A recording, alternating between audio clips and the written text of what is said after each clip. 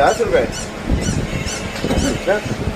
کیا ہو motor cycle کے کتنے 30 روپے 20 روپے موٹر سائیکل سٹی ہسپتال کے سامنے غیر قانونی مہربان پارکنگ سٹینڈ قائم، ٹھیکیدار کار پارک کرنے کے ٹوکن پر 210 روپے لے کر وصول کرنے لگا، کمشنر نوٹ لیں، عوامی سماجی حلقوں کا مطالبہ۔ سٹی ہسپتال بوسن روڈ کے سامنے خالی پلاٹ میں غیر قانونی مہربان کار پارکنگ سٹینڈ قائم، سٹینڈ ٹھیکیدار کار کے لیے 210 روپے ٹوکن پر لکھ کر وصول کرنے لگا، متعلقہ ادارے سے منظوری لیے بغیر غیر قانونی پارکنگ سٹینڈ قائم کرنے والوں کے خلاف تاحال کوئی کارروائی نہ ہو سکی۔ ذرائع کے مطابق مہربان پارکنگ سٹینڈ کے نام سے بالمقابل سٹی ہسپتال بوسن روڈ پر غیر قانونی سٹینڈ بنا لیا گیا، جہاں ٹوکن پر لکھ کر اوور چارجنگ کی جانے لگی۔